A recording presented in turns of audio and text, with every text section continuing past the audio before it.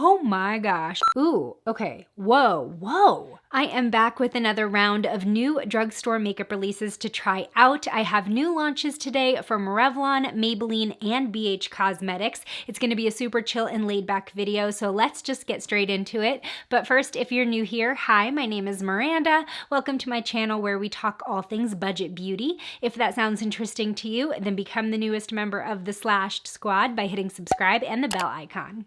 The first product I have to try today is a light coverage foundation, new from Revlon. I'm kind of nervous because, as you can see, I'm struggling with period and cheese breakouts. So this is the new Revlon Colorstay Light Cover Foundation. It has SPF 35, and the claims are up to 12-hour wear, all-day hydration. This is also fragrance and mineral oil free, so loving what I'm hearing about the formula. I have the shades Natural, Beige, and Tawny, and I think Tawny actually might be a better match for me. Ooh, okay, so just as I suspected, this is very liquidy and runny. So I think I am actually going to use my fingers to just apply this initially, and then we can go in with a sponge if we need to, just because I do want to retain as much coverage as possible, even though it's light coverage. Interesting. This feels like I'm applying sunscreen. Like it has a little bit of that, I don't know what to call it. It's just not as creamy or slippy as I thought it would be considering the consistency. And I am kind of seeing a bit of a cast, which is probably from the SPF.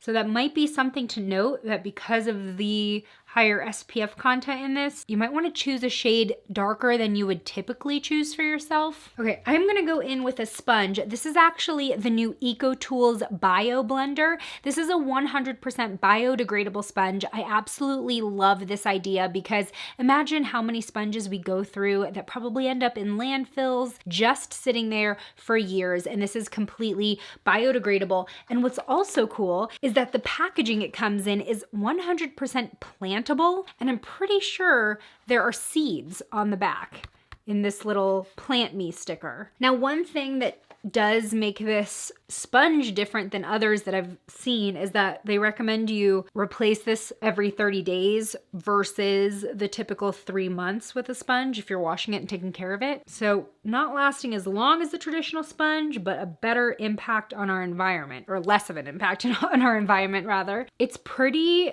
dense but bouncy. It's not as fluffy or airy as like a typical beauty blender or even the AOA Wonder Blender. I gotta say, with the exception of some of my most red spots, the coverage on this foundation is a little higher than I expected from a product with the name Light Cover. Looking at myself like in the monitor, I'm looking a little pale. I wonder if it's the SPF reflecting the lights. I want to see how buildable this is because I do have some pretty gnarly spots. But when my skin is, acting a little bit more normal, when I'm not on my period and when I'm not cheating on my low dairy diet, I have been liking lighter coverage to just kind of show more of my natural radiance and wear a less heavy face of makeup. Now, it's a little bit late in the day to be doing an all-day wear test with this makeup, but if you want me to do a dedicated, more in-depth review of this foundation, let me know. Now, you can definitely still see my blemishes through this,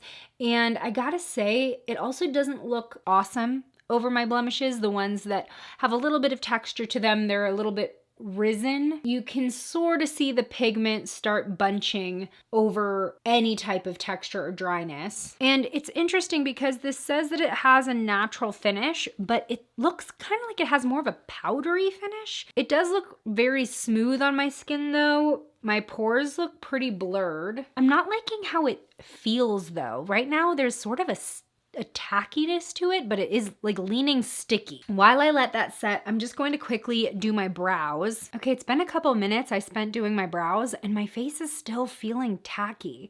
I'm not really liking how this feels on the skin. It does feel a little bit like it's just sitting on top versus melting into my skin and becoming one with my skin. It doesn't look bad, especially on the areas of my face like my cheek, which are smoother and a little bit more normal. I am going to add a little bit of concealer so that way I feel a little bit more covered with these really, really stubborn spots. How weird. So I used my e.l.f. Hydrating Camo Concealer, which is usually a really easy concealer to work with and blend out. I don't know, they just clearly don't play well together. The jury's out. I'm not super thrilled with it at this point. It would definitely be interesting to see how this foundation performs when I'm not breaking out. So maybe I will save it for an in-depth review at that point. But I did want to just go ahead and try it now because you can usually tell like how much coverage something actually has when you have something to cover. This is the new BH Cosmetics Give Back palette. This is the first release in a whole Give Back collection that's going to benefit nonprofits.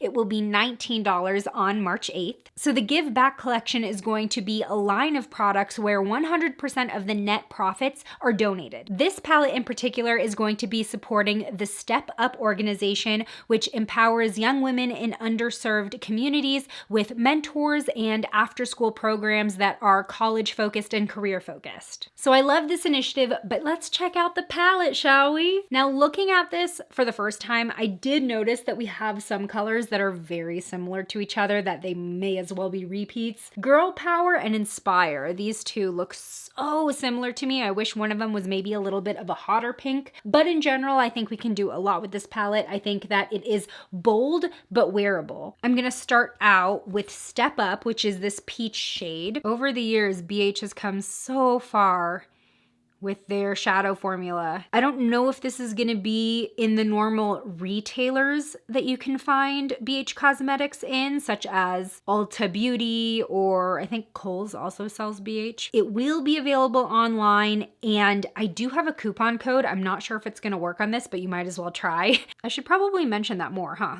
It's in the description. I have a bunch of coupon codes in the description in case you've never checked that out. I'm loving how this shade is blending out. It's actually incredibly pigmented. Okay, let's go into Girl Power. That is the hot pink in the palette. There's Leader, which is a shimmery hot pink, but Girl Power is a matte. That's also something I love. BH Cosmetics is usually really, really good at balancing finishes within their palette. And this is exactly balanced, 6 mattes and then 6 either shimmer, glitter, or metallic finishes. One thing is that their mattes are very soft, so you are gonna get a little bit of kickback, but that's usually the case with such pigmented shadows. Oh my gosh. Oh my God, look at that pink.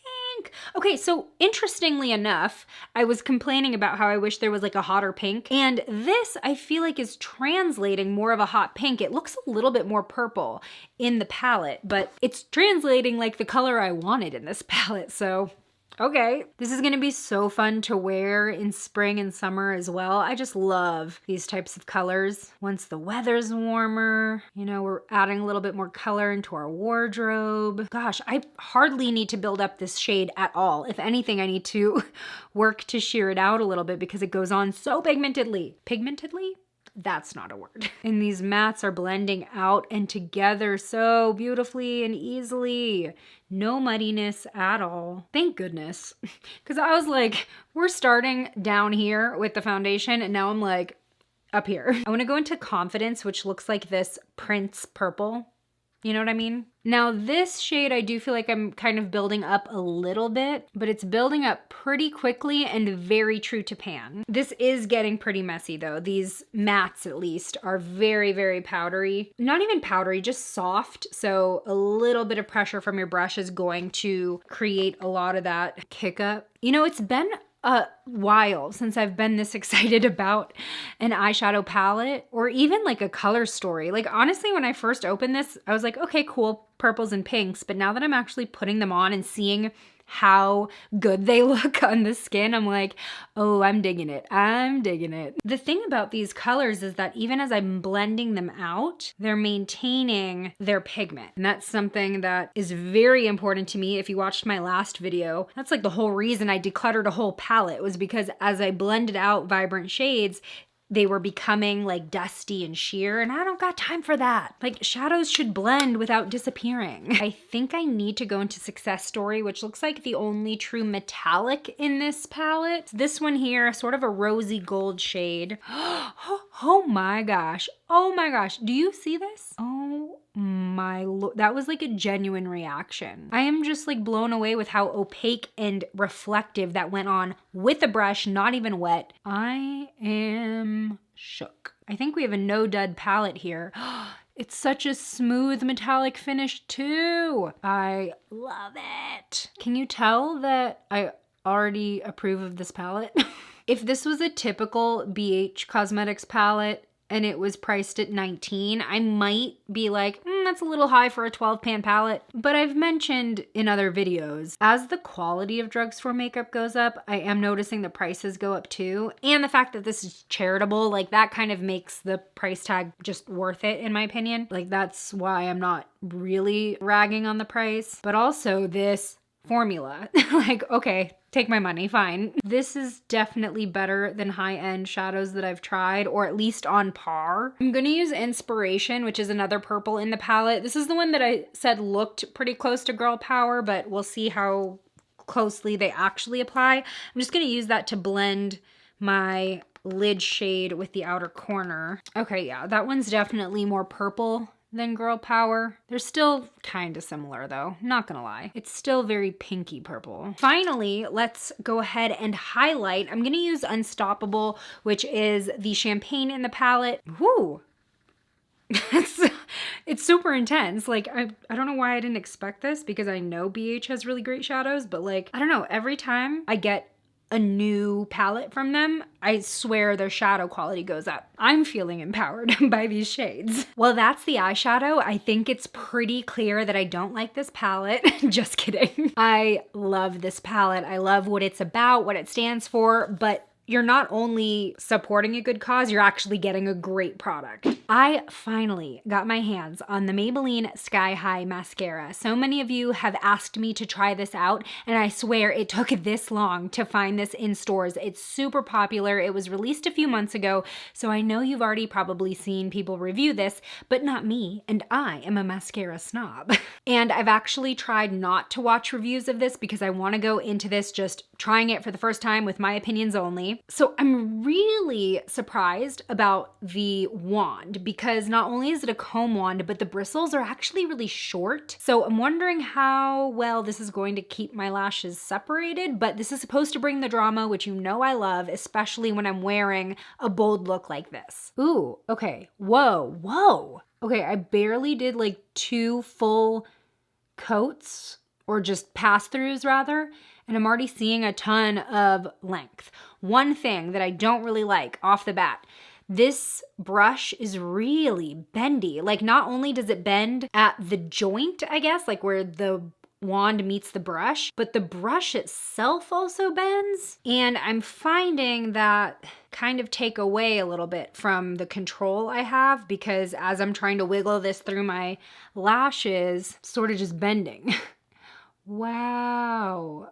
Okay, so in the time that it took me to show you that bending demonstration, I could already sort of feel this mascara drying, so it seems like I need to work fast. Now with these short bristles though, they're not necessarily keeping my lashes separated, so I might need to go in with my Tweezerman lash comb. So now that I've got those separated with the Tweezerman comb, I mean, this look is beautiful. I just like my lashes to be a bit more fanned out than it was giving me because of all of the product I was applying. Wow. Okay, now that I've taken off the excess and this is sort of like the final lash look, I love it. Okay, so now that I know what we're working with, I'm gonna apply a little bit more carefully to this eye. It's definitely a thicker mascara, but let me see. I don't wanna speak too soon, but as I'm layering it up, I don't see it like flattening out my lashes or weighing them down. Obviously that could change throughout the day. This brush isn't keeping my lashes separated. I wish that I didn't have to use a secondary tool, and maybe it'll just be a learning curve thing. So I'm gonna continue to play around with this mascara. I mean, my first impression is the formula's doing the most for my lashes.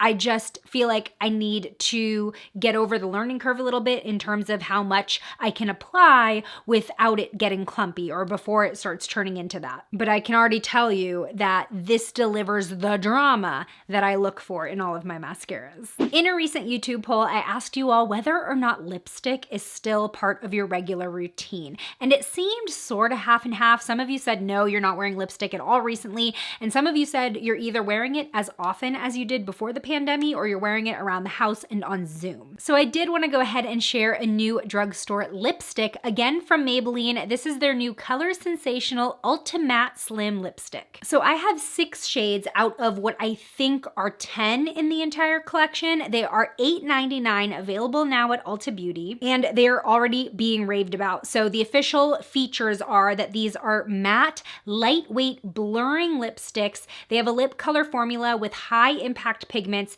and it's supposed to be super lightweight with an ultra fine powder blend. Now, this doesn't necessarily say anything about how long they're supposed to last. They're just supposed to be very lightweight, but very high impact. Now, again, if you want to see all of these swatched in a dedicated video with an all-day wear test, let me know. I just didn't know if you wanted to see that now because there are so many of you not wearing lipstick. But today, I think I will choose one shade to try on and complete this look. I think we're gonna have to go with a neutral because we have so much going on the eyes. I'm gonna choose the neutral here. This is called More Buff. I really do like the retractable format. It does look like just a skinny lipstick. Ooh, okay.